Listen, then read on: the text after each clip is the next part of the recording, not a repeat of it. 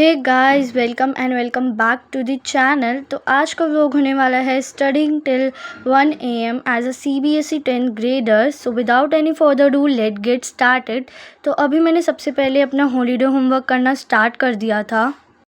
मैं कर रही थी अपना हिंदी का हॉलीडे होमवर्क फाइल वाला, एंड मुझे प्रोजेक्ट मिला था नेताजी सुभाष चंद्र बोस वाला, एंड मुझे ये वाली जो ड्राइंग है वो बनानी थी exactly. After half an hour मेरी जो ये वाली ड्राइंग थी वो कंप्लीट हो गई थी, एंड एग्जैक्टली तो नहीं बनी थी एंड ज़्यादा अच्छी भी नहीं लग रही थी।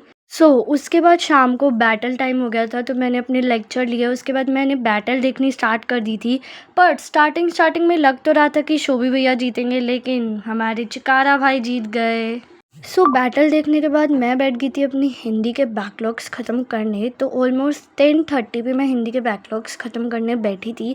बाय द वे, तुम किसकी टीम में थे बैटल में, चिकारा भाई या फिर शोभी भैया? बाय द वे, मैं तो थी दिगराज सर की साइड से, एंड हमारे दिगराज सर ही जीत गए आज भी। एंड मैं बैठ गई थी हिंदी का बैकलॉग्स ख़त्म करने।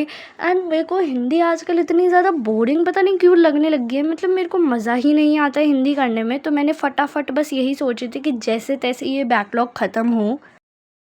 इट्स ऑलमोस्ट 11:13 एंड मैंने सोचा क्यों ना इकोनॉमिक्स ही पढ़ ली जाए। मतलब 11 बज रहे हैं, समथिंग 11:13 हो रहा है, एंड मैं क्या करने बैठी हूँ, इकोनॉमिक्स करने बैठी हूँ मैं। मतलब क्या मेरा दिमाग ख़राब बराब है। एक तो अच्छा हुआ मैंने हिस्ट्री नहीं उठाई, नहीं तो मैं अपना चैलेंज कर ही नहीं पाती पूरा, मैं अभी सो जाती। एंड मेरे को पता नहीं क्या प्रॉब्लम है, मुझे ऐसा लगता है कि पूरी बुक ही मैं अंडरलाइन कर दूँ, ऐसा मन करता है मेरा। हर चीज़ इंपॉर्टेंट। अभी भी मैंने इतना ज़्यादा लिख रखा है बुक में, लेकिन मैं फिर भी स्क्रिबल पे स्क्रिबल कर ही जा रही हूँ। एट दिस मोमेंट मेरी जो रिवीजन थी वो हो चुकी थी, एंड तुम मेरी बुक का हाल देखो, ये देखो, हर एक पेज तुम्हें पेंसिल से भरा हुआ मिलेगा, कहीं क्वेश्चंस लिखे हुए मिलेंगे, कहीं मतलब स्क्रिबलिंग इतनी ज़्यादा हो रखी है ना, इतनी ज़्यादा, मैं तुम्हें क्या बताऊँ। और मैंने अपनी नई बुक्स तो फाड़ तक दी है, नहीं मतलब पढ़ के नहीं फाड़ी, पढ़ के फाड़ देती तो मैं भी रीनीट UPSC दे रही होती, लेकिन नहीं, मतलब इतना मैंने स्क्रिबलिंग कर रखी है ना, जगह एक भी कोना रह ना जाए किसी पेज का।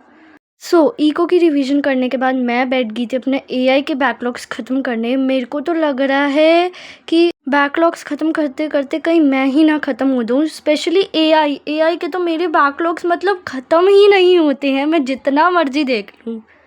AI का लेक्चर ख़त्म होने के बाद मैंने स्टार्ट कर दी थी मैथ्स की रिवीजन करना। लास्ट वीडियो में मैंने रिवीजन करी थी चैप्टर नंबर 1 की, रियल नंबर्स की, एंड अब मैं करने जा रही हूँ चैप्टर नंबर 2 पोलिनोमियल। मैंने पोलिनोमियल के एक्सरसाइज 2.1 भी कर ही ली थी, जिसमें ये बताना था इंटरसेक्टिंग वाला, ग्राफ वाला, क्योंकि अगर मैं वो छोड़ देती इस वक्त तो फिर पेपर में मार्क्स मुझे छोड़ देते, इसलिए मैंने कहा कोई चीज़ नहीं छोड़नी। एंड यार, मैंने सुना है कि टॉपर लोग जो होते हैं ना वो 10-10 बार NCERT करते हैं। भाई मुझे तो नहीं लग रहा कि मैं NCERT 10-10 बार कर पाऊँगी। यहाँ मेरे से एक बार नहीं हो रही, मतलब एक बार जैसे स्कूल में करा, उसके बाद घर पे जाके एक बार और मेरे से रिवीजन तक नहीं हो रही है, एंड 10-10 करने की तो बहुत ही ज़्यादा दूर की बात। एंड अभी भी मुझे बहुत सारे ऐसे क्वेश्चन थे जैसे समझ ही नहीं आ रहे थे, मेरे सिर के ऊपर से फुस करके जा रहे थे।